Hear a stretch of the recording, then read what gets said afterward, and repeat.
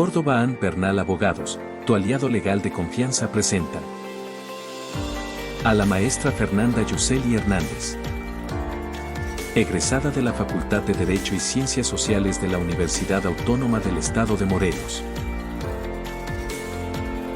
Socia fundadora de Córdoba y Bernal Abogados, despacho jurídico especializado en defensa fiscal. Invitada para hablar sobre temas fiscales y derecho tributario en diversos medios de comunicación y diferentes capacitadoras en todo el país. Conferencista en el primero, segundo y tercer Congreso de Defensa Tributaria, celebrado en la Facultad de Derecho y Ciencias Sociales de la Universidad Autónoma del Estado de Morelos. Única mujer morelense considerada como una de las fiscalistas más importantes de México. Representante de México en el Congreso Iberoamericano de Derecho Tributario 2020, en el cual participaron fiscalistas de Argentina, Costa Rica y otros países, así como en las jornadas tributarias internacionales. Démosle la bienvenida a la maestra Fernanda Yuseli Hernández. ¿Qué tal? Muy buen día. Dijera el maestro Ulises, yo no dejo mi café, está muy rico. Miren, el tema que nos ocupa esta mañana, si bien es cierto, es un tema controversial no solamente por el fondo, sino por el contexto, les voy a pedir por favor que tengamos en consideración que existen tres tipos de preguntas. El primer tipo de preguntas son aquellas en las que les voy a tener que decir que me den algunos minutitos, porque seguramente se van a responder en el resto de la presentación. El segundo tipo de preguntas son aquellas en las que les voy a contestar inmediatamente porque seguramente no lo vamos a tratar. Y el tercer tipo de preguntas son aquellas en las que por el tema les voy a decir con toda honestidad que no hay un criterio como tal al respecto, pero claro, les voy a dar mi opinión. Agradezco muchísimo a Aide por la invitación, sobre todo porque me parece que voy a estar con quienes pues fueron mis maestros, porque permítanme decirles, oigan, y la ley silla, aquí como que hace falta una silla, ¿no? Porque no sé si sabían, pero se aprobó recientemente una norma en la que todos los trabajadores pues deben tener una silla, ¿no? Entonces, asesórense con Córdoba y Bernal Abogados. Ahí está, gracias. Entonces miren, les platicaba que dado el tema, pues hay bastantes cuestiones a considerar. Otra de las cuestiones que, muchas gracias, Lic. Otra de las cuestiones que les comentaba es que tengo el gusto de estar con quienes considero mis maestros, la maestra Magali, el maestro Esquerra, el maestro Ulises. Entonces, les voy a comentar que pues no quiero ventilar aquí, pero me parece que soy la más joven, entonces vamos a irnos con calma. Bien, ¿qué sucede con el panorama tributario 2025?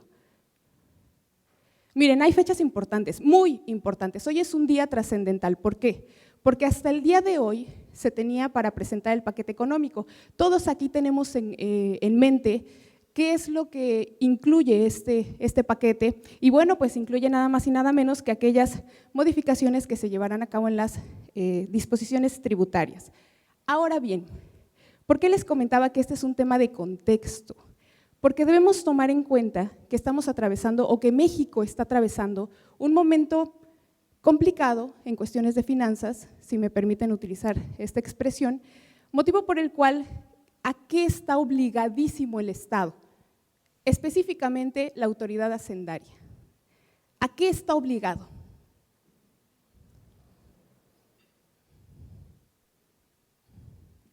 Contadores, a recaudar, pero no a recaudar normalito, ¿no? Dicen los chicos, no. Hay exigencias trascendentales en 2025. ¿Por qué?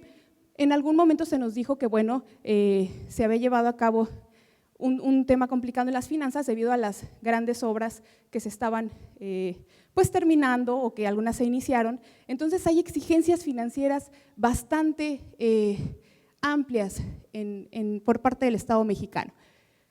Esto no es nada nuevo, esto ya todos lo conocemos, pero vamos a partir respecto a cuál será la trascendencia de este contexto en facultades de las autoridades tributarias. Miren, Cuando nosotros hablamos de qué es lo que va a pasar en un futuro, decía el maestro Ulises, pues no debemos atender a qué es lo que nos gustaría que pasara o qué nos dice el corazón que va a pasar. No, hay bastantes indicadores que nos dicen exactamente cómo es que la autoridad se va a comportar. ¿Hay alguien de aquí que trabaje en el SAT? Sí, ¿no? De una vez vamos a ver hasta dónde vamos a platicar el día de hoy. No, miren, yo trabajé en el Servicio de Administración Tributaria, debo decirles, no pasa nada, todos tenemos un pasado oscuro, pero bueno, pues ya estamos de este lado, ¿no? Entonces, miren, les decía, el contexto económico, el contexto social, que dicho sea de paso, me parece que lo vamos a abordar en el conversatorio al final de esta sesión, el contexto jurídico que vive México, pues impacta al final del día con las cuestiones que se van a llevar a cabo por parte de la autoridad hacendaria. Ahora bien, fíjense nada más el incremento en este tipo de facultades por parte de la autoridad de 2022 a 2024, me refiero a vigilancia profunda. Fíjense cómo ha ido incrementando esa facultad por parte de la autoridad. Ahora bien, facultades de fiscalización. Aquí quiero hacer un pequeño paréntesis. Muchas veces confundimos lo que son facultades de gestión con facultades de fiscalización. Y yo quiero hacer una pregunta. ¿Las cartas de invitación están dentro de las facultades de fiscalización? Son facultades de gestión, ¿no? Cuando nosotros hablamos del 69B del Código Fiscal de la Federación, ¿es facultad de fiscalización? De gestión. ¿Y cuál será la relevancia de que sepamos distinguir estos dos tipos de facultades? Porque recuerden, y ya lo decía el maestro Ulises, la autoridad se rige por un principio de legalidad. No hay absolutamente nada que pueda hacer la autoridad que se encuentre fuera del marco normativo que le permite o que le da las pautas para actuar. Y esto es muy interesante porque a lo largo de esta charla vamos a descubrir que la autoridad está usando ya una herramienta tecnológica que se llama inteligencia artificial. Ya todos lo sabemos. ¿Estamos de acuerdo? ¿Puede hacerlo? ¿Puede usar el SAT inteligencia artificial? Dice el contador, pues de que puede, porque ya lo está haciendo, ¿no? Pero bueno, hay una norma, es correcto, la pregunta está mal. ¿Hay una norma que faculte al SAT para utilizar inteligencia artificial? Al día de hoy, 15 de noviembre de 2024, ¿existe una norma? Lo vamos a ver más adelante. Bien, miren, hay un punto interesante respecto a las visitas domiciliarias, porque además de que es evidente, pero bueno, ya lo tenemos aquí en porcentaje, pues van a la baja, ¿no? Las visitas domiciliarias, ¿por qué? Porque además al Servicio de Administración Tributaria les sale bastante caro llevar a cabo este tipo de facultades de fiscalización, mientras que la fiscalización electrónica masiva va a la alta, dramáticamente, ¿no? De 2022 a 2023, 295% aumentó.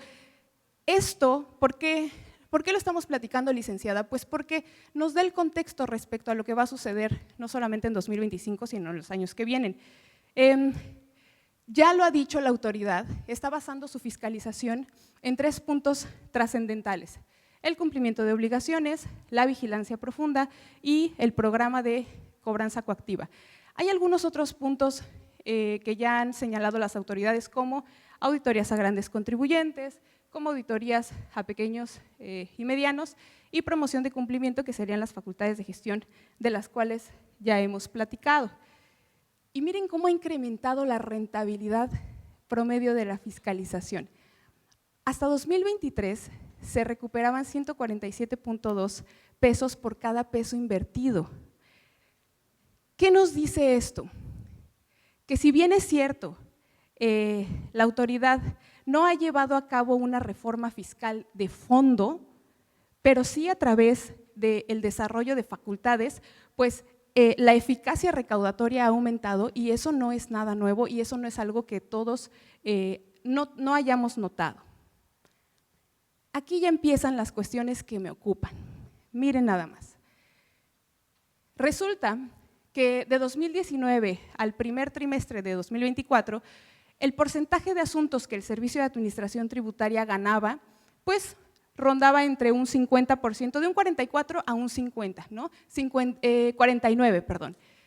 Y ahí se la llevaba y ese era el promedio, ¿no? Más o menos llegaba, mitad perdía, mitad ganaba. Pero ¿qué pasó a partir del primer trimestre de 2024? Incrementó al 55.64%.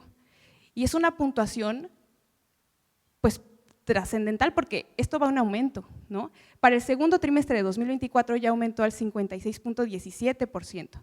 Está ganando más asuntos. ¿Esto qué quiere decir, licenciada? No lo entiendo. Pues que cuando nosotros tenemos un acto o una resolución de molestia por parte de la autoridad y la controvertimos en un medio de defensa fiscal, pues el porcentaje de obtener una sentencia favorable va ¿qué?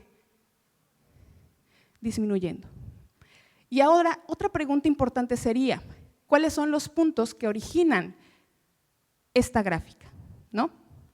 Pues vamos a ver. El famosísimo plan maestro del SAT. Miren, en enero de 2024 se publica este comunicado en donde el Servicio de Administración Tributaria pues, nos dice qué es lo que va a llevar a cabo. Les digo, en temas de saber qué es lo que va a pasar en cuestiones tributarias, no es nada de echar las cartas. Hay una abogada a quien admiro mucho, que es la maestra Claudia López Corral. Ella dice, es que no se trata de ir con tu tarotista favorito, o sea, aquí todo está escrito, hay programas, hay estudios, hay tendencias, hay un contexto que nos dice qué es lo que va a pasar en temas tributarios en los años que vienen. Entonces, bueno, publican este comunicado y resulta que ya de forma oficial el Servicio de Administración Tributaria nos dice, voy a utilizar inteligencia artificial, pero ¿qué creen? De forma oficial, esto ya nos lo había dicho desde 2017. Hay una publicación que de hecho, si tienen internet y lo quieren buscar ahorita, hay una publicación donde el Servicio de Administración Tributaria en la página de Gobierno de México señala que ya utiliza inteligencia artificial, específicamente Machine Learning, 2017. Y eso no es todo. Hay un estudio de 2020 en donde junto con una universidad central europea y la Universidad Nacional Autónoma de México nos dicen cómo es que la usan y nos dicen, mira, lo que nosotros hacemos es que creamos un sistema a través del cual con toda la información que tiene el Servicio de Administración Tributaria, porque el SAT participó en ese estudio dando ¿qué? Pues la información de los contribuyentes y esto nos lleva a otro punto trascendental que vamos a ver. ¿Qué pasa con la seguridad de la información de los contribuyentes? No sé si ustedes sabían, pero ha habido filtraciones masivas. No sé si sabían, pero el SAT es uno de las pocas autoridades que utiliza datos biométricos. No sé si sabían, pero en Europa, el Parlamento Europeo es el único en el mundo que ha emitido una ley de inteligencia artificial y clasifica aquellos sistemas de inteligencia artificial que utilizan datos biométricos como unos de los más peligrosos que existen, dada la característica de la información que manejan. Y aquí no tenemos nada. Imagínense, bueno, ojalá fuera imaginación, ¿verdad? Pero supongamos que se filtran los datos biométricos. ¿Ustedes saben qué pueden hacer con el uso de inteligencia artificial al día de hoy? Pueden crear videos, pueden clonar sus caras y hacer un video y pueden clonar su voz y mandar una nota de voz con un audio exactamente igual al timbre de su voz.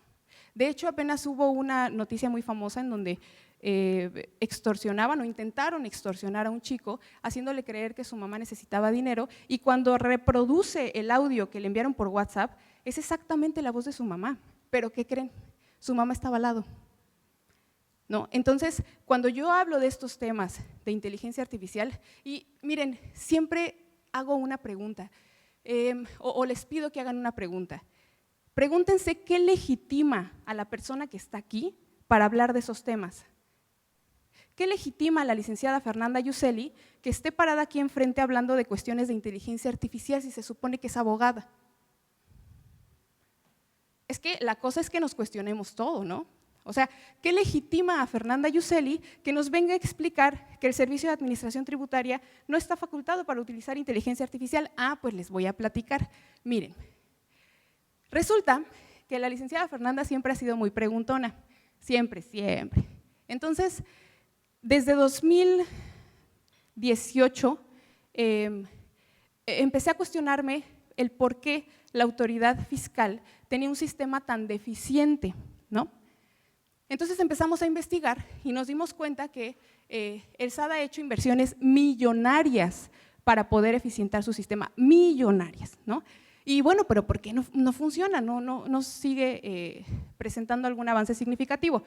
En esa investigación, nosotros utilizamos a una autoridad que, por cierto, es probable que desaparezca, que se llama el Instituto Nacional de Acceso a la Información Pública y Protección de Datos Personales. ¿Lo conocen? INAI. ¿De qué nos sirve el INAI? Pues nada más y nada menos para brindarnos la información que tiene el carácter de público a todos los ciudadanos. Ejemplo, la licenciada Fernanda preguntó al INAI, dile al SAT que te diga o que te dé la información respecto a si usa o no usa inteligencia artificial. Esto les estoy hablando que fue en el año 2019. Posterior a la publicación oficial del SAT en 2017, fíjense los tiempos. Entonces le preguntamos nosotros al SAT, oye, ¿ya usas inteligencia artificial? Y el INAI le dice, oye, respóndele, ¿no?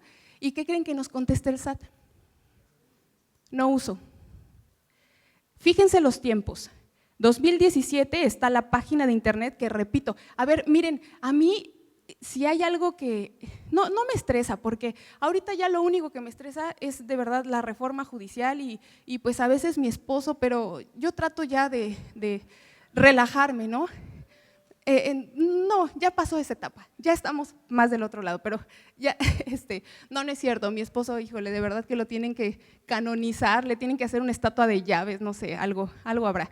Bueno, entonces resulta que le preguntamos a través del INAI en 2019 y nos dice no uso inteligencia artificial, teniendo nosotros la publicación de página de Gobierno de México en el sentido de que ya usa, y ya ni siquiera les comenté lo que les iba a decir. De verdad, a mí me preocupa que contadores, estudiantes, colegas abogados, tenemos un teléfono con internet y no somos capaces de utilizar ese teléfono en el momento ahorita y buscar información que está disponible en segundos. ¿Qué tal que yo les estoy mintiendo y les digo, no, sí, tenemos una página de Gobierno de México en donde ya publicaron que el SAT utiliza inteligencia artificial y ustedes, ok, sí está muy bien. ¿No les nace esa inquietud de hacer algo? ¿Qué harían? Pues en este momento agarro mi teléfono porque no me cuesta nada y es solamente con un clic y busco, a ver, SAT, inteligencia artificial, Gobierno de México, ¡pum! Ahí está la publicación. Era verdad, la licenciada Fernanda decía que seguía vigente y es más, hasta le puedo decir, oiga, Lic, ¿sabe qué? Ya tumbaron la página. ¿Por qué no tienen esa inquietud? Y no es regaño, es consejo. Si suena a regaño es porque convivo mucho con gente del norte del país y pues son como golpeados, ¿no? Pero es consejo. O sea, es como si tuvieran de verdad una biblioteca que pueden consultar en segundos. Utilicen herramientas tecnológicas, ya todo está aquí, rapidísimo. Bueno, después de este pequeño pues comercial, les decía, entonces el SAT nos contesta en 2019 que no utiliza inteligencia artificial y nosotros decimos, bueno, y en 2020 volvemos a preguntarle y le decimos, nos diga qué sistema de inteligencia artificial utiliza, obviamente se utiliza inteligencia artificial, y nos diga cuáles son las administraciones desconcentradas del Servicio de Administración Tributaria que la usan, específicamente ¿a quién? Auditoría Fiscal. ¿Por qué? Porque Auditoría Fiscal, ¿qué determina? Créditos fiscales o la omisión del cumplimiento de obligaciones, específicamente obligaciones de fondo, que son enterar. Bueno, ¿y qué creen que nos dice? Pues fíjate que sí se utiliza inteligencia artificial. La administración desconcentrada de servicios, bueno, las administraciones desconcentradas de servicios al contribuyente sí utilizan inteligencia artificial. La administración desconcentrada de recaudación sí utiliza inteligencia artificial, pero las administraciones desconcentradas de auditoría fiscal, ¿qué creen que nos contestó? No estamos facultadas para decirte si usamos o no usamos. ¿Eso qué les dice a ustedes? Pues que por supuesto que sí usan, pero que no nos los iban a decir de forma directa. ¿Por qué creen que no nos los iban a decir así?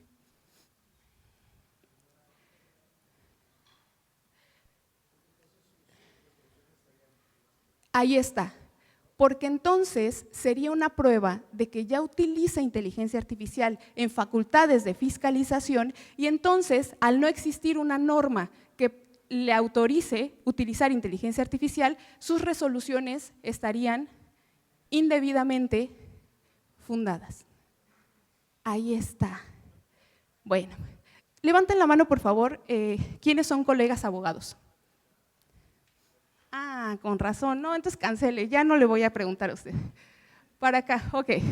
Bueno, resulta que bueno, ya esto ya sucedió, dicen los chicos, pues ya pasó, ¿no? Ya. Y entonces empezamos desde esos años inició esta investigación y en varios foros la licenciada Fernanda ya decía, señores, el Servicio de Administración Tributaria ya está utilizando inteligencia artificial, señores, el Servicio de Administración Tributaria no tiene facultades para hacerlo, señores, bueno, desde 2018 y fue hasta 2024 que el SAT viene y dice, ya uso inteligencia artificial en facultades de fiscalización. Fíjense que la licenciada Fernanda tiene, no sé si algunos lo ven como un defecto, pero el pesimismo, ¿cómo lo calificarían ustedes? El pesimismo.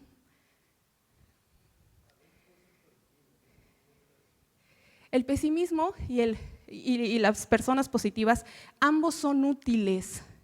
Porque la persona positiva te dice cómo sí, y el pesimista ¿qué te dice? ¿Cómo no? ¿Y qué necesitas para poder cubrir esa parte? Saber qué pudiera pasar, ¿no? Entonces una persona pesimista, yo siempre lo digo así, en su casa, en el despacho, con las abogadas, pues cada una tenemos distintos perfiles, pero siempre hay esto, ¿no? No, eso no se va a poder. A ver, ¿por qué crees que no se va a poder? Pues porque puede pasar esto y esto y esto. Ah, muy bien, bueno, pues hay que blindar esa parte para que no suceda, ¿no? Bueno, ya hasta se me olvidó que les iba a contar respecto al despacho, pero bueno. Por acá escuché, dice, uy, no pasa nada, es la primera presidenta que tenemos en 200 años, contadora. Bueno, ahí estoy siendo muy positiva, ¿verdad? Es la parte rescatable de esta cuestión. Hay que ser completamente objetivos. Vamos a ver de forma objetiva qué sucede aquí. Miren, la actual presidenta Claudia Sheinbaum se ha pronunciado en distintos foros en el sentido de que ella no ve necesario hacer una reforma fiscal de fondo. ¿A qué se refiere esto? ¿Aumentar? ¿Crear contribuciones o aumentar tasas o tarifas? ¿Estamos de acuerdo? Bien, ¿por qué no lo ve necesario? Bueno, pues ella se ha pronunciado en el sentido de que todavía existen muchas facultades por parte de la autoridad fiscal que se pueden explotar y con base en las cuales puede aumentar la recaudación. Pero hay dos puntos importantísimos que también ha señalado. Más digitalización. ¿Han escuchado la Agencia de Transformación Digital? ¿Sí? ¿Cuál es su objetivo?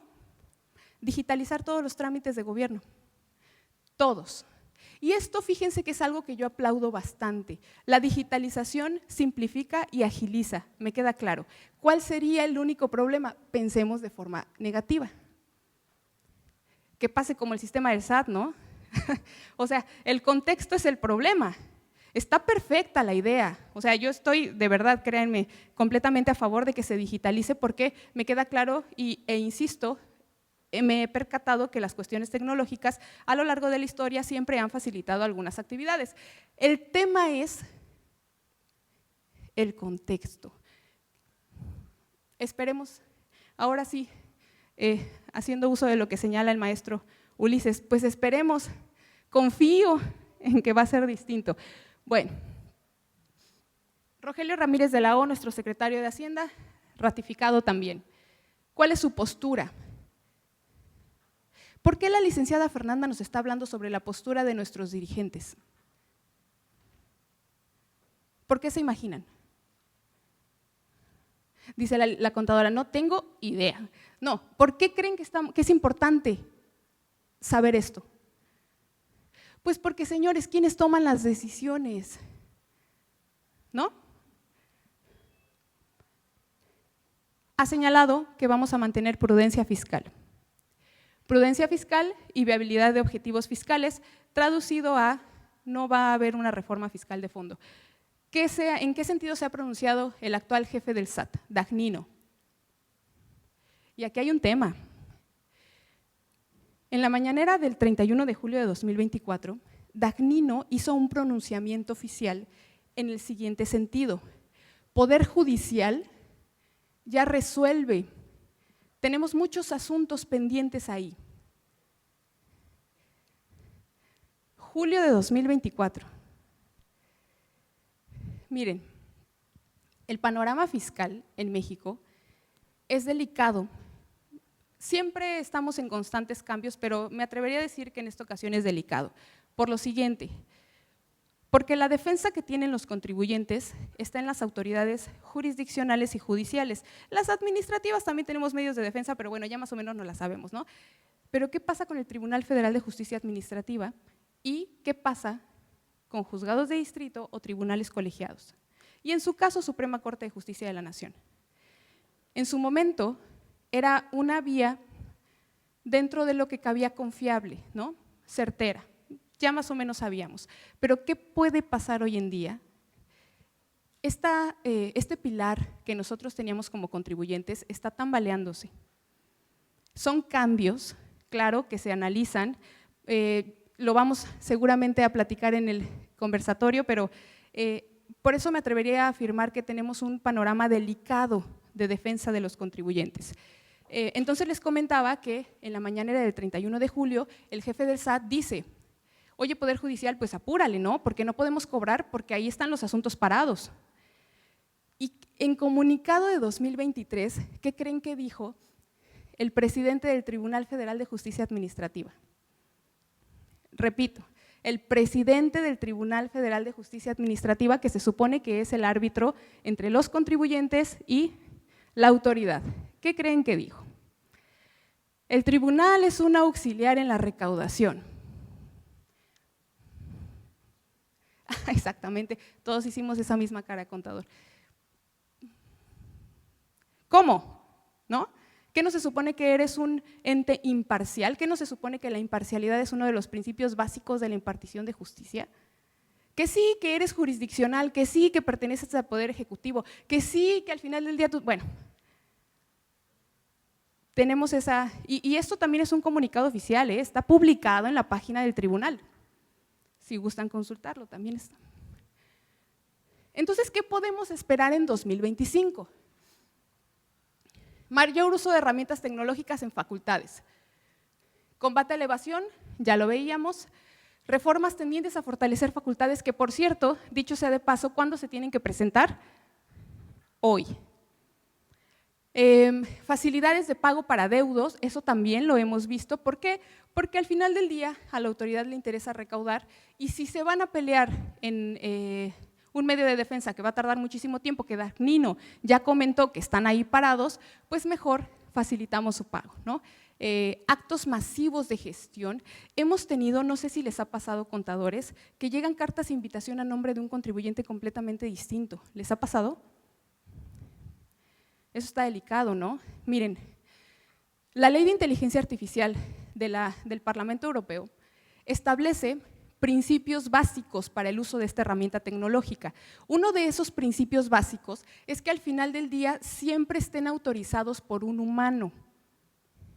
¿Ustedes creen que estos actos masivos de gestión fueron autorizados al final del día por un humano? Por supuesto que no.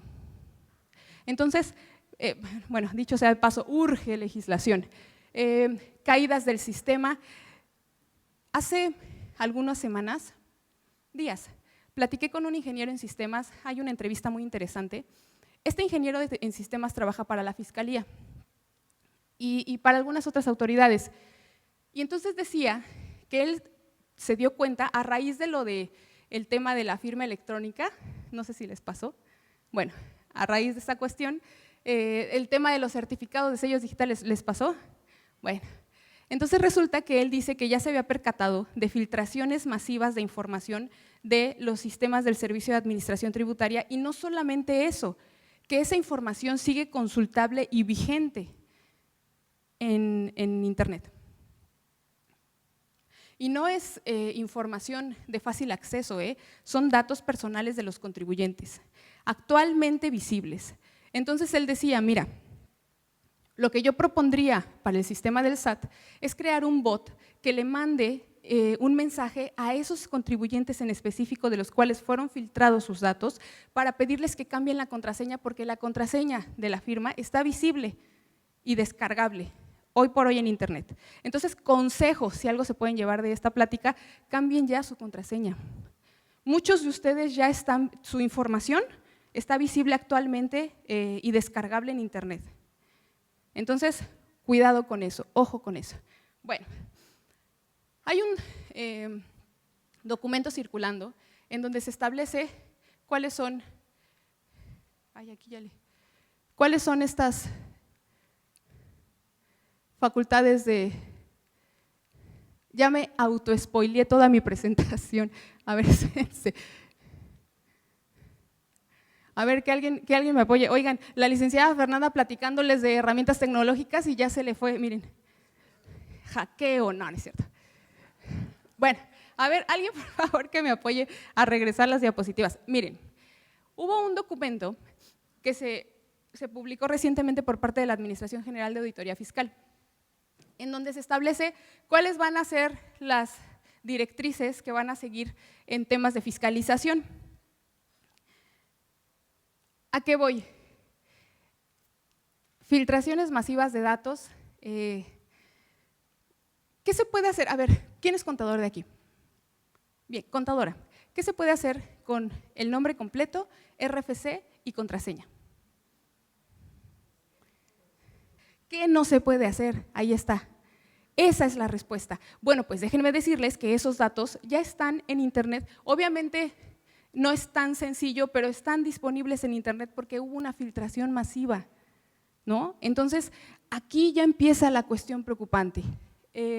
No estamos en contra de la digitalización, no estamos en contra del uso de herramientas tecnológicas, pero sí si no se respetan derechos humanos. Hemos tenido antecedentes de criterios que me aventuro a calificar de absurdos por parte de las autoridades, por parte no solamente administrativas, sino jurisdiccionales y judiciales. Y miren, tengo que tocar este tema. El 5 de febrero de 2024 se presentaron un paquete de reformas. ¿Ustedes creen que la reforma en materia judicial es la más preocupante? En ese paquete de reformas se presenta que Prodecon va a dejar de ser un organismo autónomo. ¿No les suena un poco preocupante ese tema? En ese paquete de reformas se presenta que el INAI va a desaparecer también como organismo autónomo. ¿Qué organismo utilizó la licenciada Fernanda para poder saber desde el año 2019 que el SAT utilizaba inteligencia artificial? El INAI. O sea, el INAI es el ente que nos da toda la información por parte de las autoridades gubernamentales que tenemos derecho a saber. No es que digamos, ay, le voy a hackear, no, no, no, tenemos derecho a saber esa información. ¿Por qué? Porque está clasificada como pública. Miren, la información se clasifica como confidencial, como reservada o como pública. La información pública tiene que ser visible para todos los ciudadanos. La información reservada la guardan un ratito, cuando pierde ese carácter de reservado ya la publican, y la información confidencial es personalísima, no la puede publicar ninguna autoridad. ¿Por qué? Porque tiene el carácter de confidencial dada su naturaleza, como por ejemplo cuestiones financieras, ¿no? El nombre completo vinculado con alguna contraseña, ¿no? Etcétera. Bueno, Entonces, es posible que Prodecon se quede sin fuerza vinculante. Vamos a tener una dificultad de acceso a la información, les comentaba por el INAI, y México está incumpliendo obligaciones internacionales. Ahorita lo vamos a platicar ese último punto. Ahora sí, les decía, tenemos criterios novedosos de fiscalización, es un documento que se utilizó en alguna presentación por parte de autoridades tributarias, en donde más o menos nos dice qué es lo que va a fiscalizar. A ver, aquí vamos a hacer un paréntesis. ¿La planeación fiscal es ilegal?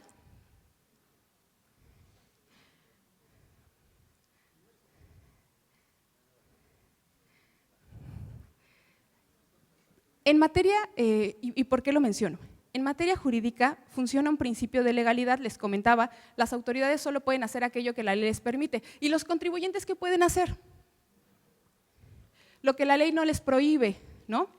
Repito, ¿la planeación fiscal es ilegal? Depende, no, porque si no ya no sería planeación, ¿qué sería? Evasión, ¿no? Entonces, repito, nuevamente, ¿la planeación fiscal es ilegal? No. Pero, ¿qué pasa con ciertos esquemas que están sujetos a una interpretación externa? Porque la ley posiblemente no contempla de forma clara la hipótesis, ¿no? Es ambigua o existe alguna laguna que dé pie a una aplicación supletoria, ¿no? Entonces, ¿qué sucede en esos casos? Fíjense, uno de los programas que la autoridad se va a enfocar es el siguiente: la detección de esos esquemas. Aquí tenemos uno. Es importantísimo, esto no es planeación, esto es evasión, cuando se modifican los conceptos por los cuales al final del día se le da un salario, un sueldo salario al trabajador, eso es claramente, ¿no?, evasión. ¿Qué pasa con los intangibles? Miren, cuando se sobrevalúa una marca, ¿y entonces qué genera? Si yo enajeno la marca, ¿qué genera? ¿Contador? Ah, bueno, ¿quién me puede apoyar? Contador. ¿Qué sucede cuando yo enajeno una marca sobrevaluada? ¿Qué supuestos se generan? Por una parte,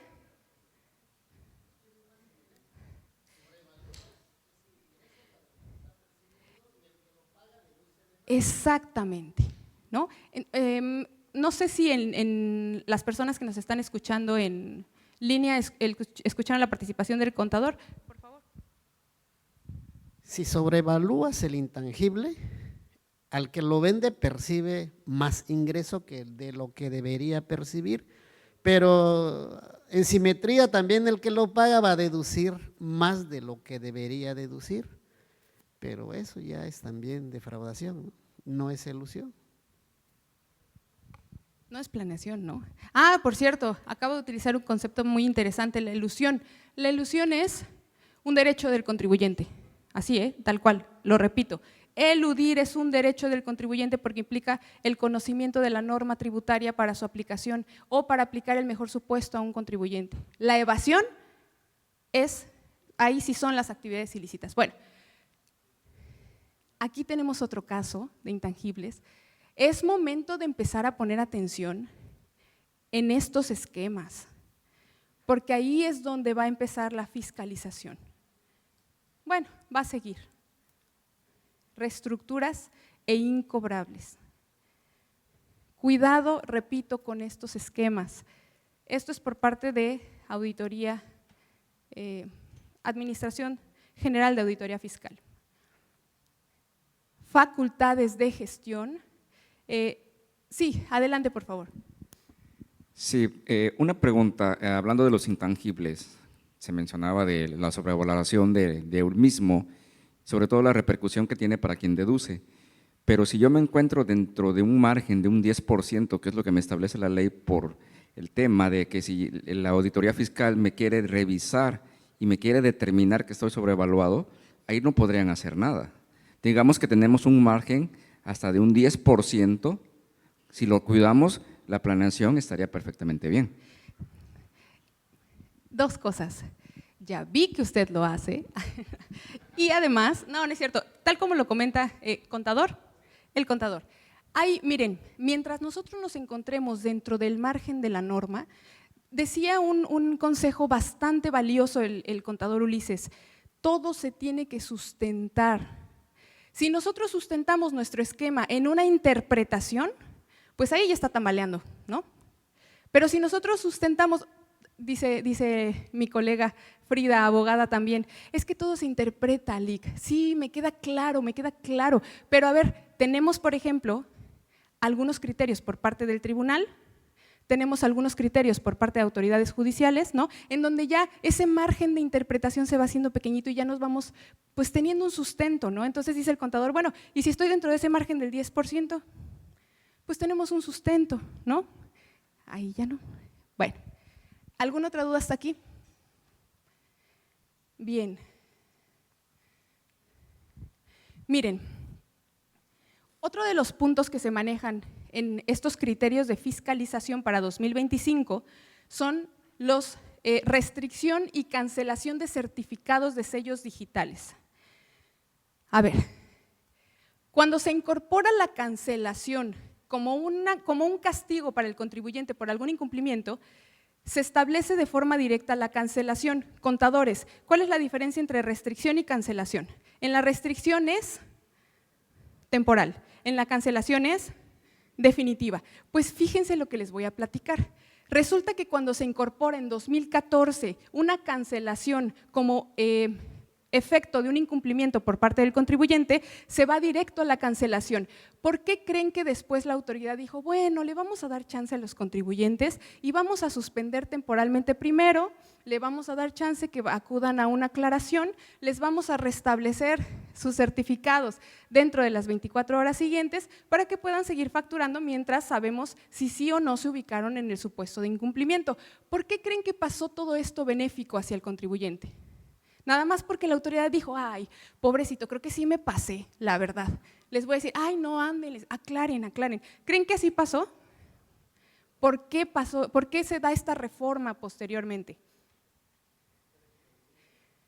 Porque hubo alguien que se quejó y que presentó medios de defensa. ¿Y ese alguien, ese alguien quién fue? La PRODECON y la defensa particular, los abogados fiscalistas.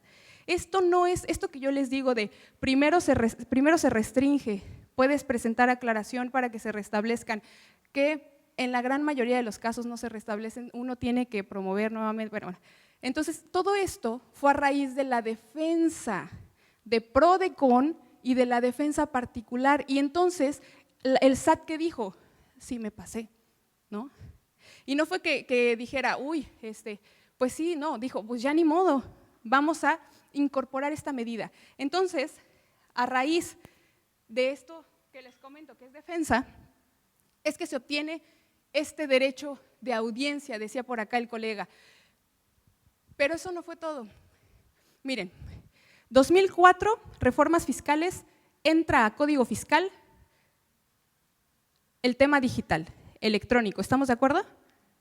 Bien, 2014 entra la cancelación como resultado de ¿qué? De incumplimiento por parte del contribuyente. Y a partir de ese momento, los supuestos que dan origen a la restricción y la cancelación han ido ¿qué?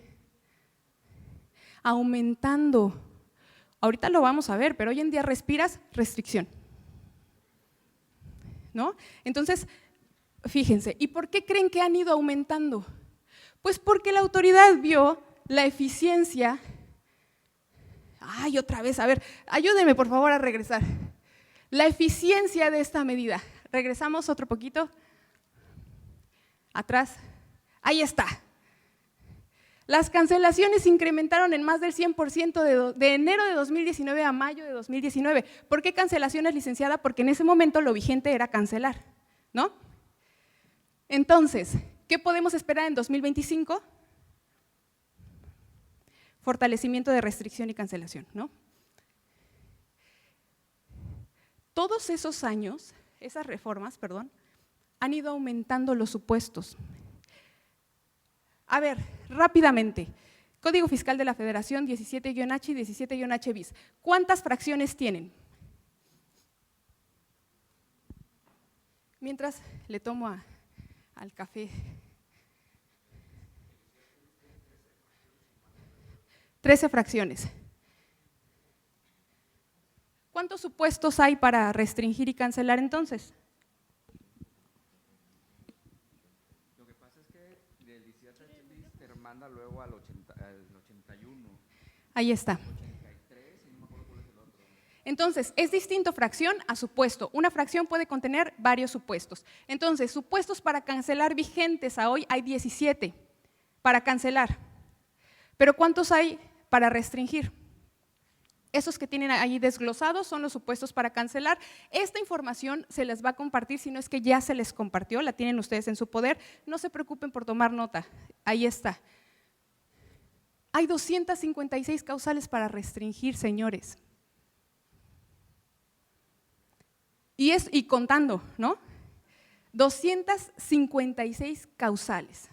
Si ustedes toman el artículo y lo desglosan, esas son las causales que tenemos. Ahora bien, un tema de panorama 2025. México se encuentra en un incumplimiento de obligación internacional.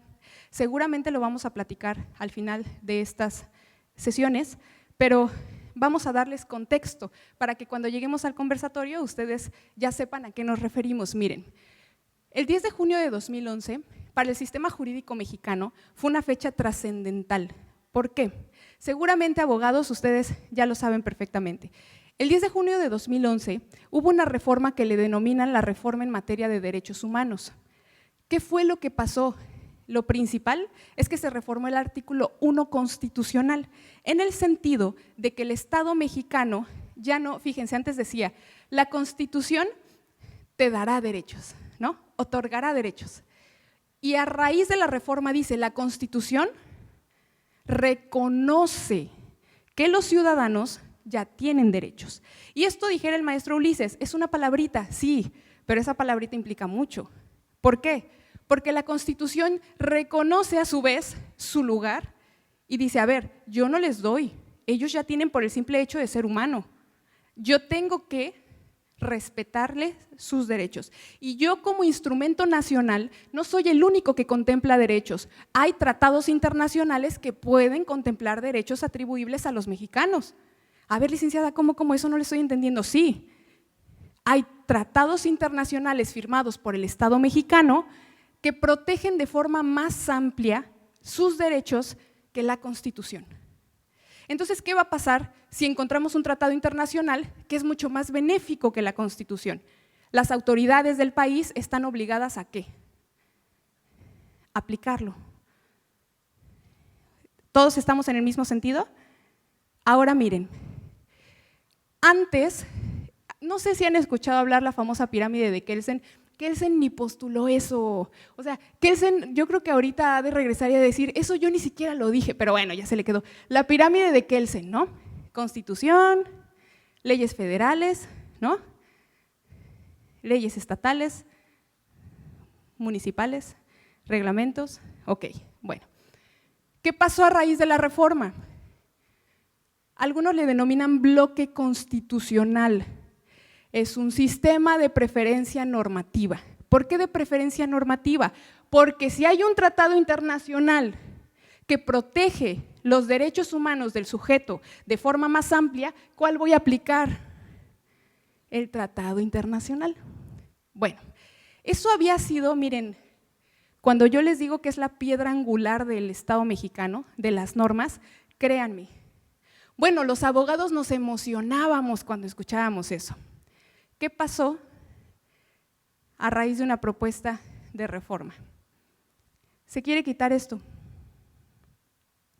Va para atrás. Había algún comentario por acá, escuchaba, regresar a los años 70 o más atrás, ¿no? Entonces, esta cuestión es panorama 2025, ¿no? Ahora, ¿qué sucede? La licenciada Fernanda me dijo, México está en un incumplimiento internacional. ¿Por qué? Cuando nosotros abrimos nuestro sistema jurídico a tratados internacionales, o sea, ya no solamente voy a aplicar la Constitución y todas las leyes nacionales, no, también tratados internacionales, sucede que nosotros de forma unilateral, voluntaria, nos sujetamos a lo que estableciera la Corte Interamericana de Derechos Humanos. Por cierto, el abogado Eduardo Arenas y su servidora tuvimos el gusto el año pasado de estar en Costa Rica en la Corte y entonces decíamos, bueno, qué interesante que México ahora también acepta la jurisdicción de un organismo internacional. Entonces, si la Corte condena al Estado mexicano, pues ¿qué tiene que hacer el Estado mexicano? Pues someterse, ¿no? Cumplirlo. ¿Qué sucedió en enero de 2023? La Corte Interamericana de Derechos Humanos sancionó al Estado mexicano y le dijo, oye, tú estableces una medida en tu Constitución Política de los Estados Unidos Mexicanos que es inconvencional, contraviene tratados, quítala, limítala.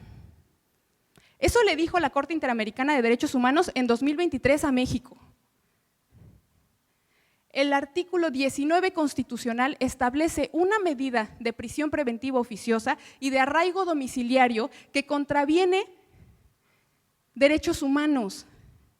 Quítalo y limítalo. ¿Y qué creen que hizo el Estado mexicano? Pero por supuesto que vamos a ampliar el catálogo de delitos que ameritan prisión preventiva oficiosa. Pero por supuesto que esa ampliación, o entre otros delitos, entre otras conductas, se encuentran la defraudación fiscal. Entonces, parte del panorama 2025 es que de ser aprobada y publicada, pues defraudación fiscal y enajenación, compra, enajenación, etcétera, etcétera, de comprobantes fiscales digitales que establezcan operaciones simuladas o inexistentes, es un delito que va a meritar prisión preventiva oficiosa. No, la justificada ojalá. Justificada es, sí amerita por esto, esto y esto y esto, ¿no? Pero aquí va a ser oficiosa, es si se te establece, se levanta. Es más, aquí tenemos un abogado penalista. A ver, por favor, Lick, explícanos en qué consiste la prisión preventiva oficiosa. Yo solo vine a dirigir, no para contestar, pero bueno, ya me comprometieron y cuando dicen que manda capitán no gobierna marinero, entonces voy a darle mi explicación del tema penal. La verdad es que es un tema complejo que viene en boga para los fiscalistas y contadores. No es un tema que les haya hecho ruido anteriormente, pero que nosotros lo vemos como un escalón más, un peldaño más, un sábado, un domingo en casa, un lunes en la oficina. La prisión preventiva es una figura muy particular, que es una medida cautelar, es decir, una restricción de la libertad personal de manera total o parcial. En el caso de la prisión preventiva es total. Y hay de dos, como dice la maestra Fernanda, la oficiosa y la justificada. La oficiosa es aquella en la que por ley, por el 19 constitucional, no tienes la oportunidad de debatir si es factible la aplicación o no. Pero cuando hablamos de la justificada, ahí sí, porque la justificada tiene tres finalidades a cubrir. Uno, la sustracción de la persona del proceso. Dos, que no se afecte el proceso mismo. Y tres, salvaguardar la integridad de la víctima o testigos. Y aquí es importante hablar del tema de la defraudación fiscal, porque desde nuestro particular punto de vista, no es un delito que requiera la prisión preventiva, porque se trata de un delito patrimonial en su esencia, es económico. ¿Cómo se garantiza? Con bienes, se garantiza con cuentas, pero yo ¿por qué debo tener a una persona privada de su libertad para enfrentar un proceso cuando el tema es económico? ¿Qué estamos haciendo? Estamos similando el delito de defraudación fiscal, que incluso, ojo, ustedes saben que ese delito puede ir desde $1 hasta $1.000.000. Y hay hipótesis, pero la ley los va a catalogar igual. Entonces, no quiero ser un poco invasivo en el tema de hablar de otros delitos, pero estamos asimilando el secuestro a una defraudación fiscal, incluso por una cantidad mínima. Muchas gracias, maestra. Muchas gracias. Pues ya, en vista de que tenemos un abogado penalista, pues hay que hacer uso de todas nuestras herramientas que tenemos al alcance, ¿no? Y sobre todo, que no me va a decir que no porque es mi esposo, ¿no? Entonces, sí, dice, de repente platicamos, hemos llevado asuntos en común, no trabajamos para la misma firma, pero hemos llevado asuntos en común y déjenme decirles que al menos hasta este momento no hemos tenido resultado desfavorable en ninguno, ¿no? Pero bueno, vamos a continuar. ¿Qué sucede entonces con el incumplimiento a nivel internacional de un tema, de una obligación por parte del Estado mexicano? Pues que México podría estar en un ilícito internacional. Miren, esto sí llévenselo. Todos los ciudadanos… por acá hay otra cuestión. Licenciada Fernanda, hay una pregunta que tiene por aquí el público para no cortar la idea de la pregunta. Por favor. Sí, buenos días. Fíjese que estoy leyendo aquí una nota, pues ayer fue día de camino aquí al curso y estoy viendo que bajaron el tema de la defraudación fiscal.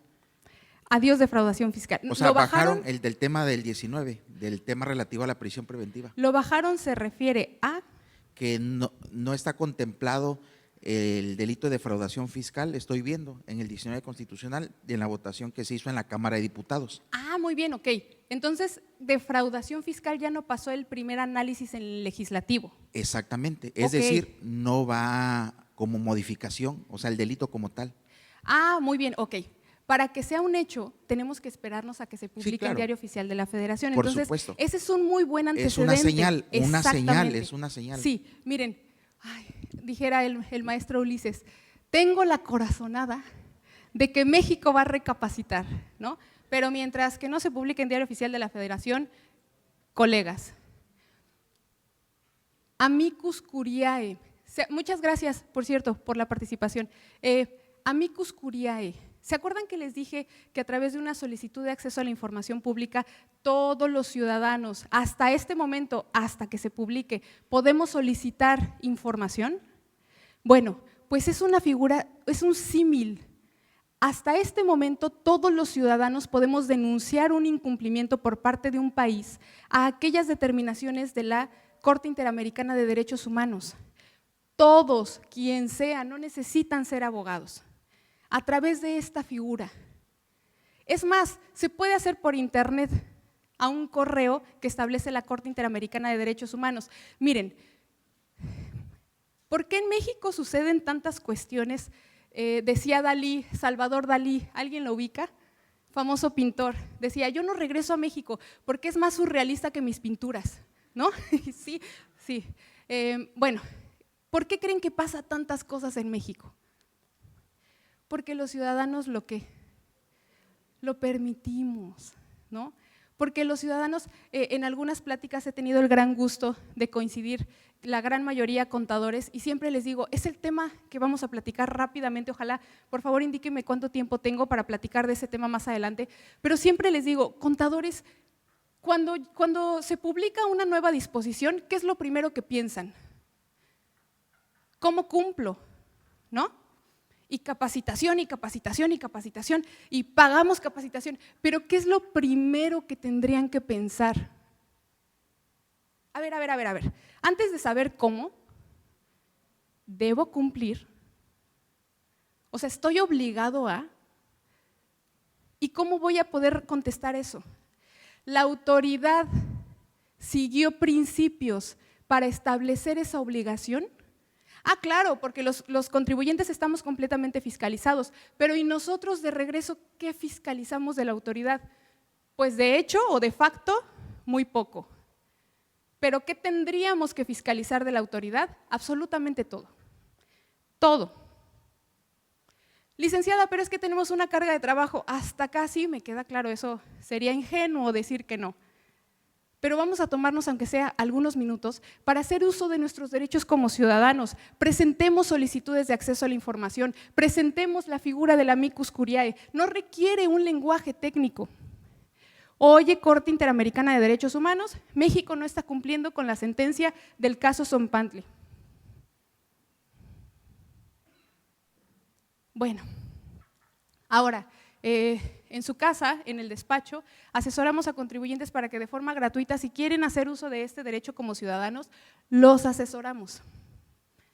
Pero el chiste es que como mexicanos dejemos de consentir tanto, porque de verdad que México cada vez se vuelve más surrealista. Bueno, ¿alguien buscó esta página?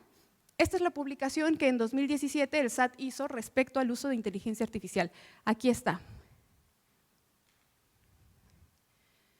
Miren, por aquí veo colegas abogados. Si me permiten compartirles un argumento para medios de defensa, es el siguiente. No es mi tema, pero dicho sea de paso, a la fecha tenemos hechos notorios donde podemos acreditar o con base en los cuales podemos acreditar que la Administración Desconcentrada de Auditoría Fiscal, la que les toque, ya usa inteligencia artificial para facultades de fiscalización. Tenemos un Plan Maestro 2024 donde se señala de forma expresa. Y a la fecha tenemos muchas iniciativas, pero a la fecha no tenemos ley que faculte al SAT para utilizar inteligencia artificial. Ahora bien, hay dos iniciativas muy importantes. La primera, bueno, les tengo que platicar el contexto de todo esto. Resulta que en la segunda respuesta, en 2020, cuando nos dice sí, sí utilizo inteligencia artificial, también en esa solicitud le pedimos que fundamentara cuál es la norma que le permite usar inteligencia artificial, ¿no?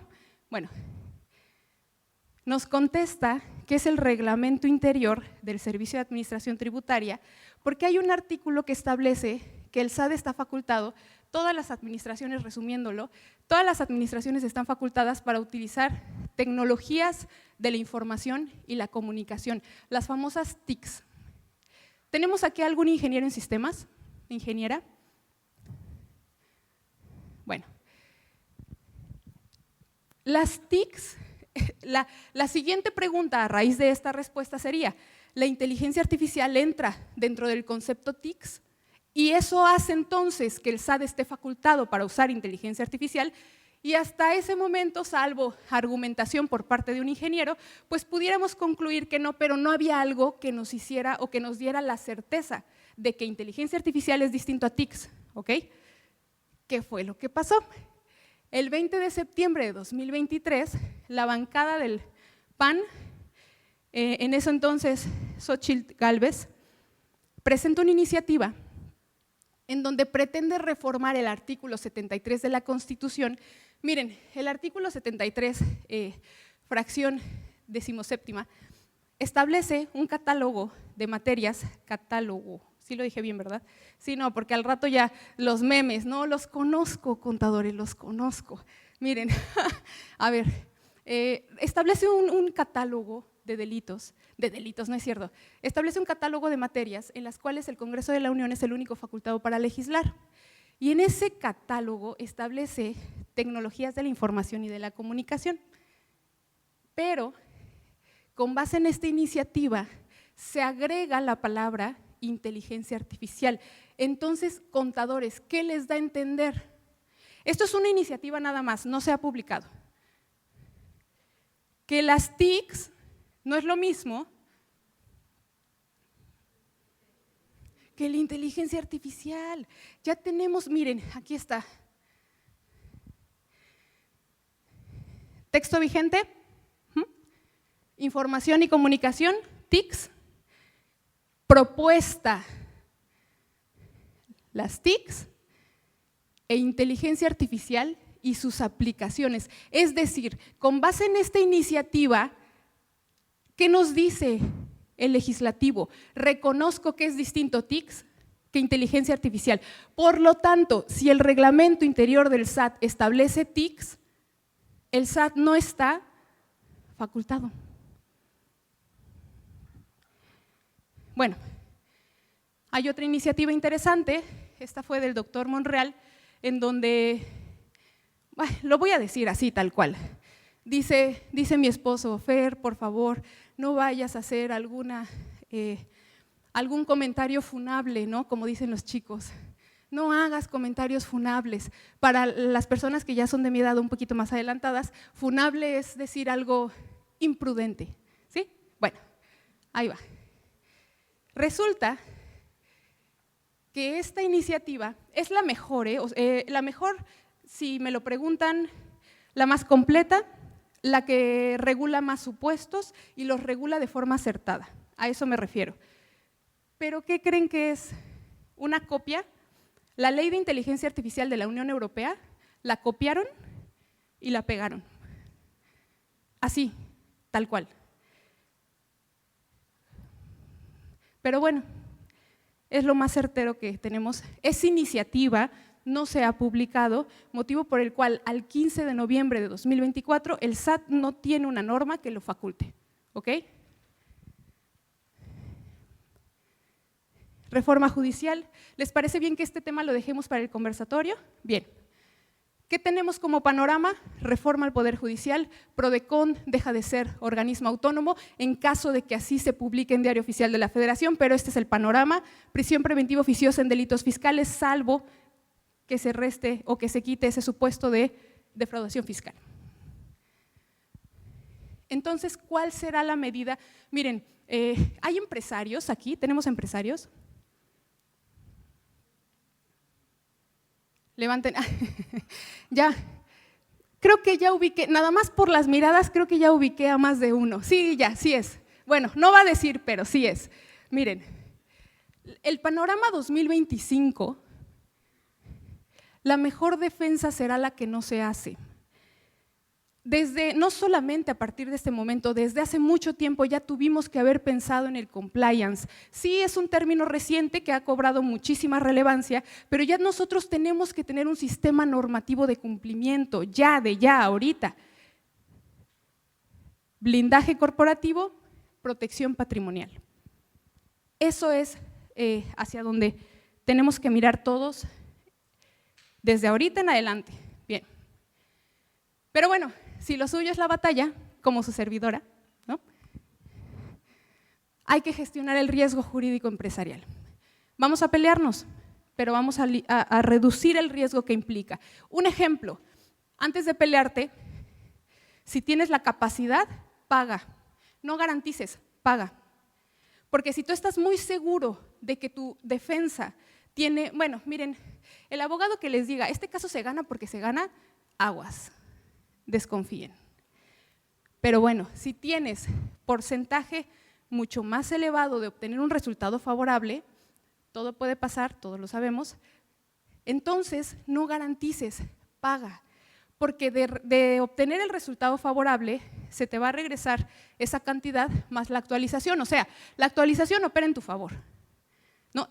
Esa es una medida muy simple si ustedes quieren, pero con eso reducimos el riesgo jurídico empresarial. Y así como esta, hay muchas otras medidas que si ustedes las quieren calificar de sencillas, sí, pero hay gente que verdaderamente no lo hace. Bueno, miren, ¿se acuerdan que les dije? Antes de pensar en cómo cumplir, pregúntense, ¿debo cumplir?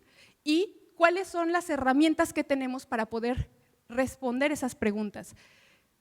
Todos hasta aquí sabemos la clasificación de las obligaciones tributarias. Obligaciones de fondo, que se traducen en pagar, ¿no?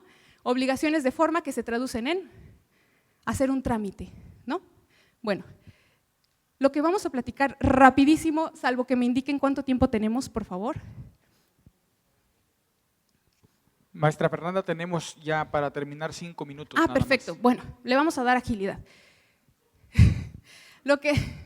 No, si me lo dice mi esposo no le creo. Pero a ver, ¿cuánto tiempo tenemos? ¿Sí? ¿5 minutos? 5. Bueno, no crean que somos así, nos llevamos bastante bien, la verdad. Es muy sana nuestra relación. Esto es pura broma, no crean, no crean. Bueno, miren, para preguntarnos si debo o no debo pagar, yo tenía un maestro en la licenciatura, es un doctor que de verdad, impresionante la capacidad de ese señor, que siempre decía, si quieres los asuntos más complejos, él era magistrado, los asuntos más complejos se resuelven con lo más básico. Si tú quieres resolver un asunto verdaderamente complejo, vete a los principios, siempre. Y tenía toda la razón. Miren, este listado que tienen aquí son de casos de contribuciones inconstitucionales que han sido devueltas a los ciudadanos, a los contribuyentes. Fíjense nada más la lista.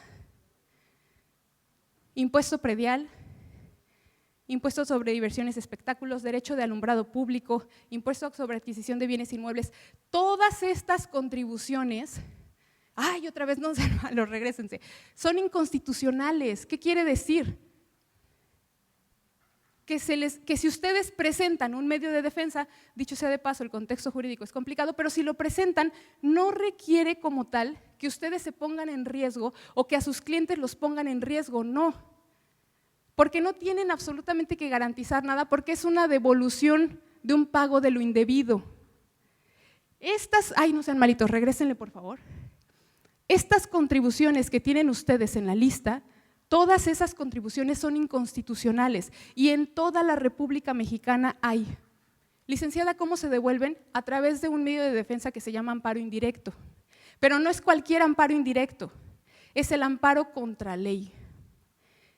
No ponen en riesgo a su cliente, no es un foco rojo para facultades de fiscalización y es una cantidad que cuando se les devuelva, se les va a devolver actualizada porque fue un pago de lo indebido.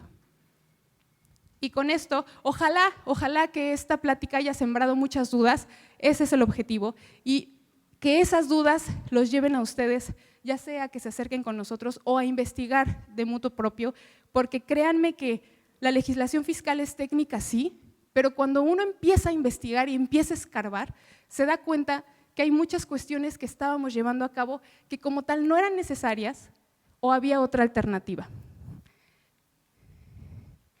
Aquí está toda la información respecto a los principios y si me lo permiten leer esta única diapositiva, es un mensaje que me gustaría compartirles. Sean agua, amigos míos, no se establezcan en una forma, adáptense y construyan la propia, vacíen su mente, sean moldeables como el agua. Las cosas cambian, la gente cambia, los mercados cambian, la flexibilidad y capacidad de adaptación siempre han sido competencias críticas, ya lo dijo Darwin. En un entorno volátil hoy, lo único seguro es aprender a sentirse cómodos con el cambio. Lo único seguro es el cambio, su capacidad de cambiar es su mejor arma. Otra actitud a estar seguros con el cambio conduce invariablemente a la frustración. Si quieren triunfar, tienen que amar los cambios, la incertidumbre y la incomodidad, porque el cambio es, entonces, el resultado final de un verdadero aprendizaje. Gracias.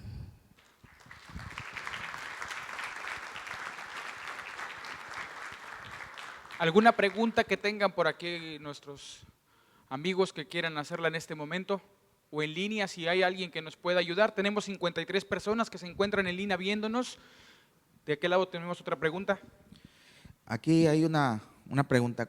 ¿Cuál sería desde su perspectiva personal y desde la práctica, habló la ponente en el sentido de un porcentaje de los juicios que ahora gana el SAT, ¿no? Se habla de un 54%, ¿no? Es decir, ya rebasó más de la mitad, ¿no? Ahora el SAT lleva la delantera, por decirlo así. Hablaba también de la declaración del presidente del Tribunal Federal de Justicia Administrativa del año pasado. En ese sentido, viendo las revistas del Tribunal Federal de Justicia Administrativa, donde vemos criterios más favorables o más conservadores cada día más, ¿cuál es la expectativa de la defensa fiscal para 2025 en tribunales? Y todavía que se nos avecina el tema de la reforma, bueno, el tema de la reforma judicial que ya está aprobado, ¿no? Digo, me queda claro que hay un tema que se está viendo en la Comisión Interamericana, pero ese es, dijera la abuelita, creo que ese es otro tema, ¿va? Otro boleto. Muy buena pregunta. Es el 56.17% del segundo trimestre de 2024 y dijera usted, va en aumento, ¿no? La cuestión aquí, y para dar una contestación concreta, es, los fiscalistas nunca lo hemos tenido fácil, nunca. Miren, en algún momento platicaba con colegas y les decía, si ustedes quieren conocer a una persona que ha sabido sobrellevar las situaciones complicadas en su vida, acércate con un fiscalista y platica con él y te apuesto que, mira, te va a levantar el ánimo en 5 segundos. Lo que yo pienso, y me explico, porque el Tribunal Federal de Justicia Administrativa pertenece al Ejecutivo. O sea, como tal, el SAT es del Ejecutivo, ¿estamos de acuerdo? El tribunal pertenece al Ejecutivo. Esta es una cuestión que ya desde hace muchísimo tiempo se viene tratando, eso no importa. Bueno, el SAT resuelve el recurso de revocación, el SAT emite el crédito fiscal, ¿no? Y así muchas otras cuestiones. La cosa es que a partir de 2025 y de la reforma en materia judicial, las puertas de la corrupción, desde mi enfoque, se han hecho así. Siempre ha habido, es ingenuo decir que no hay corrupción, siempre ha existido, pero hoy en día los jueces y magistrados hay mucha mayor posibilidad de que sean de un color y el color que sean van a formar parte del Estado. Y si son de un color rojito tirándole a guinda, va a ser un tema complicado, ¿no? Espero haber contestado su pregunta. Ese es el panorama de la defensa. Sí. Hola. Bueno, buenas tardes. Un placer, Verónica Mayeli. Una aportación de lo que nadie habla, pero me atrevo a decirlo. La charla que nos das el día de hoy nos deja pensando, pero ¿en qué? Mayor fiscalización. La mayor fiscalización se detona a partir del 2020, a consecuencia del COVID. Tenían que hacer acciones para tener un mayor impacto, para subsanar precisamente esa recaudación en obras magistrales. Tú dices, ya las hicieron, pero ¿qué nos falta? ¿Qué nos falta? Ahí se los dejo de tarea a todos. La vivienda. Es algo de lo que alguien no está hablando, pero es un boom para el siguiente gobierno. Entonces, lo que me duele el estómago, tendría que revisarlo quizás hoy o mañana con el paquete económico, porque el ramo 20, cuando hablo del ramo 20, aquellos programas sociales, ¿qué digo yo y qué dices tú? Ahí voy. Si estos programas sociales van en aumento, obviamente el gobierno necesita mayor recaudación. La pregunta es, ¿cómo le va a hacer ahora con este sistema judicial?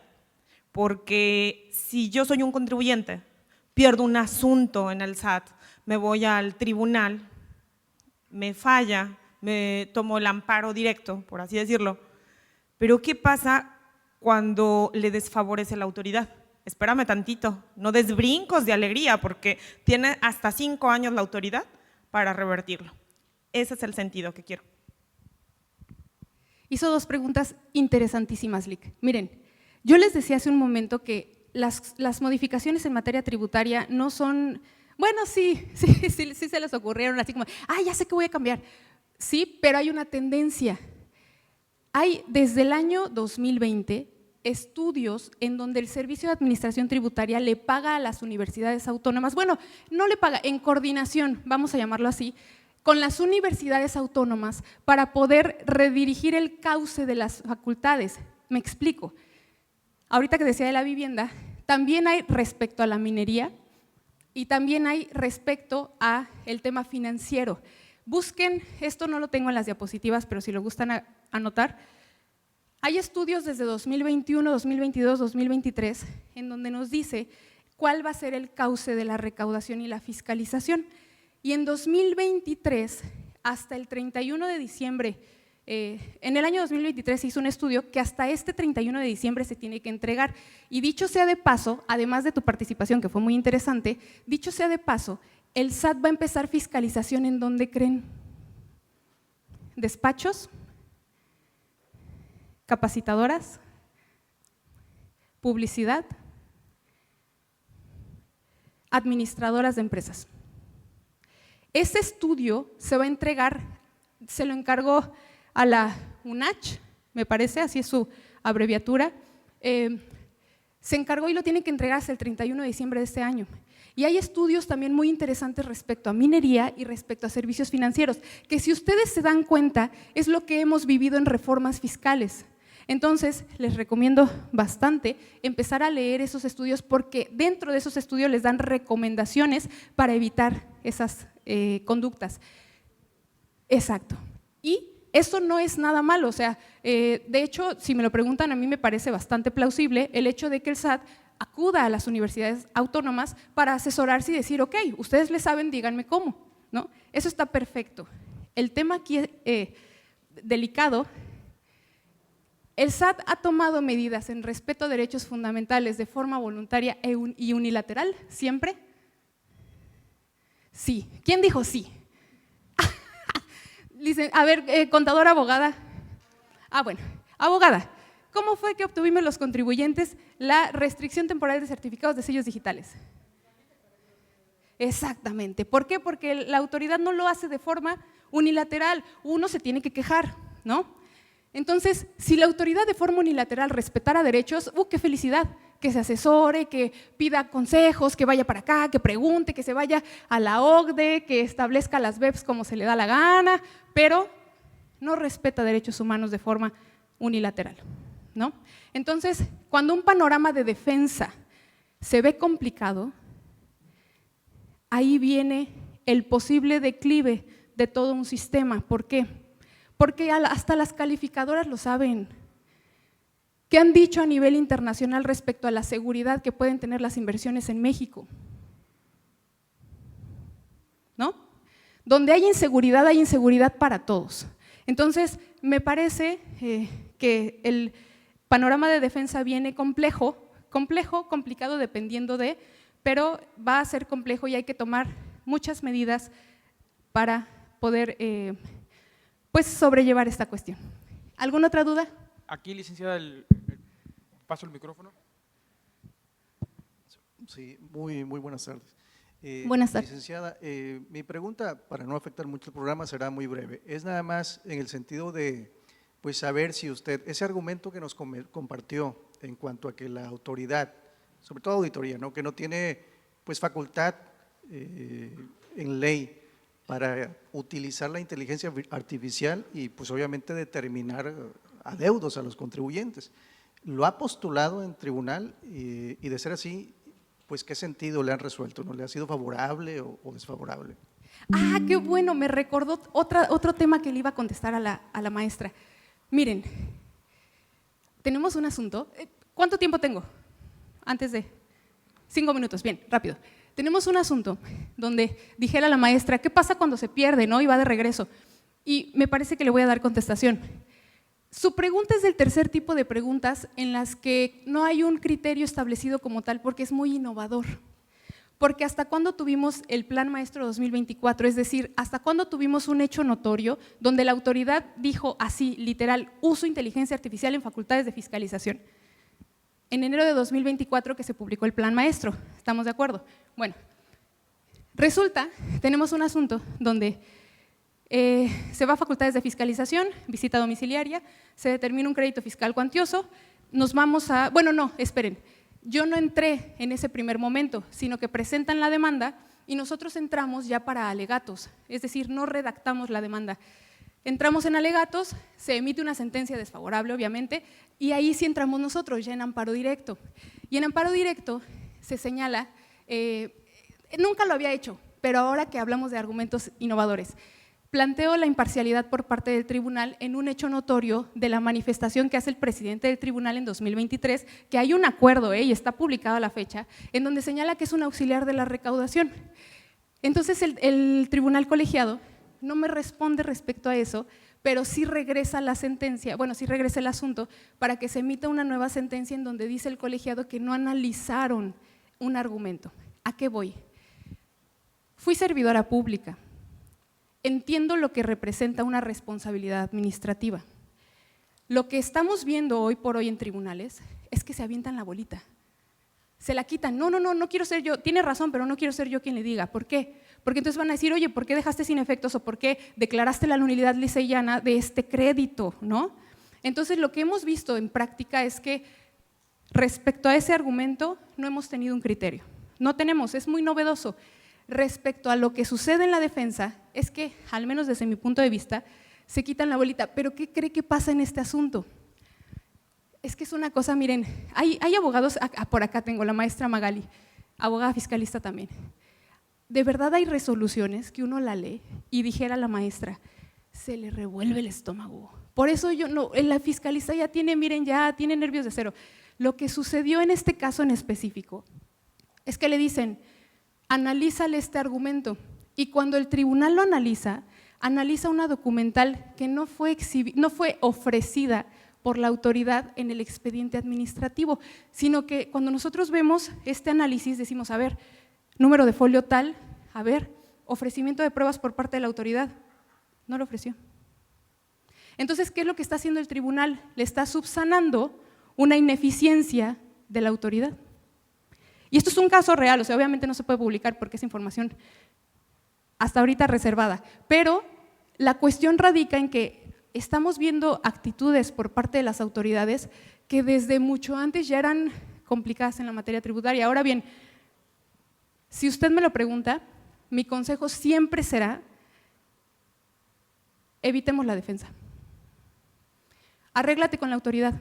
Tenemos medios alternativos, tenemos acuerdos conclusivos, tenemos facilidades de pago, o sea, si te quieres ir a la defensa, ya tienes que tener aquí que al menos un resultado favorable, ¿no? Pero no tomen medidas tanto en planeación o como medidas trascendentales empresariales pensando en que lo van a ganar en juicio. Eso se acabó.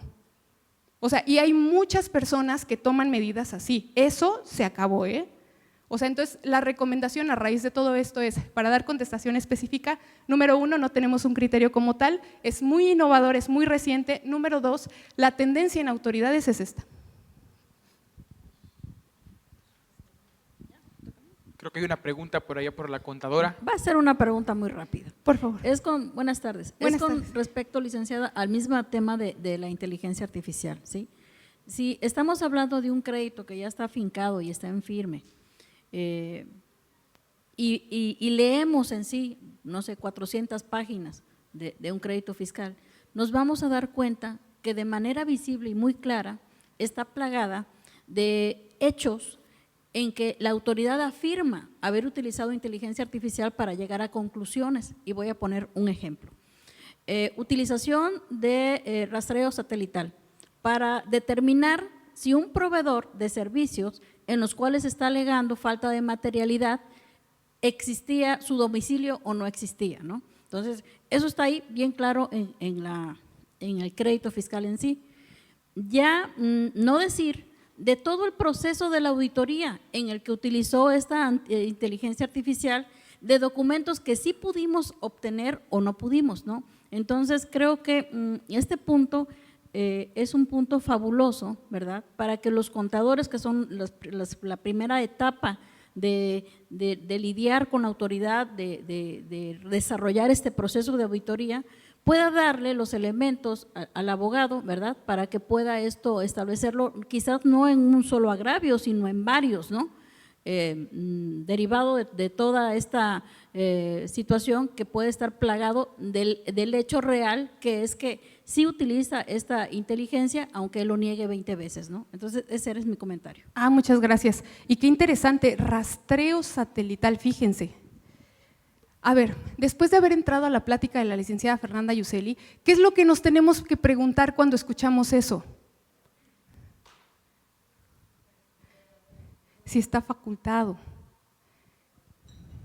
Hay muchas cuestiones, miren, que sea, a veces digo en aula, cuando tengo el honor de estar frente a estudiantes, esta es una semillita que los va a llevar a analizar las normas tributarias y fiscales de una forma distinta.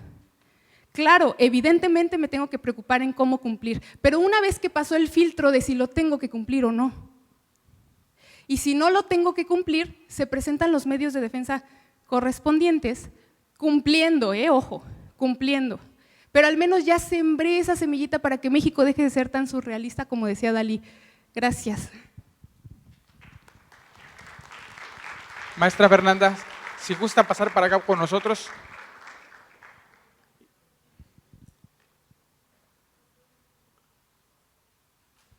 De manera de complemento con el tema de la maestra Fernanda y en el tema que nos quedamos con la cuestión de la prisión preventiva y la apreciación que hizo nuestro amigo contador para el efecto de hablar de la prisión preventiva en temas de defraudación fiscal, es importante señalar algo que para ustedes va a ser nuevo, pero que para a lo mejor en nuestra materia es evidente que sucede muy seguido. La materia penal, en su 19 constitucional para los delitos de prisión preventiva oficiosa, establece la delincuencia organizada. Ustedes lo saben. Hay una ley de delincuencia organizada y dentro de esa ley, hace 3 años existía el delito de defraudación fiscal como uno de los delitos que se pueden cometer en delincuencia organizada. ¿A qué voy? En aquel momento la Suprema Corte declaró de ilegal esa ley. Pero ¿qué pasa ahora? Tenemos una nueva Corte, tenemos un nuevo Poder Judicial. No necesitamos tal vez que esté explícito defraudación fiscal cuando tengo una ley secundaria que es delincuencia organizada y cuando puedo adicionar los delitos que yo quiera sin que la Suprema Corte pueda opinar. Lo dejo solo así porque ya no es necesario el texto. Ahora es importante ver ese tipo de circunstancias que a lo mejor a ustedes de momento no les va a llegar, pero si les llega, aquí estamos presentes para ayudarlos. Ojalá que no. Siempre digo, miren, ojalá que nunca necesiten mis servicios, menos los de un abogado penalista, pero si los llegan a necesitar, ahí estamos. Muchas gracias. Gracias. Pase por aquí, por favor, maestro.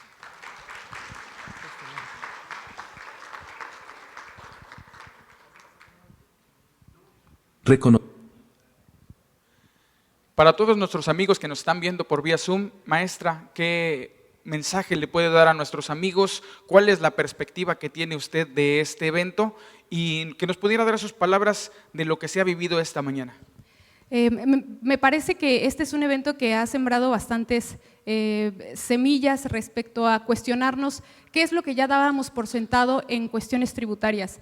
Este es un evento de aprendizaje para todos y sobre todo de plantear cuestiones innovadoras que seguramente vamos a ver en tribunales en los años que vienen. Entonces, para todas aquellas personas que pues se atrevieron a venir a los desafíos empresariales, felicidades, porque no solamente venimos a adquirir nuevos conocimientos, sino venimos a cuestionar los que ya tenemos. Muchas gracias, maestra. Saludos a todos en línea. Reconocemos la participación de la maestra Fernanda Yuseli Hernández, ya que no solo enriqueció nuestro evento, sino que también inspiró a todos los asistentes con ideas innovadoras y perspectivas frescas sobre los desafíos empresariales modernos.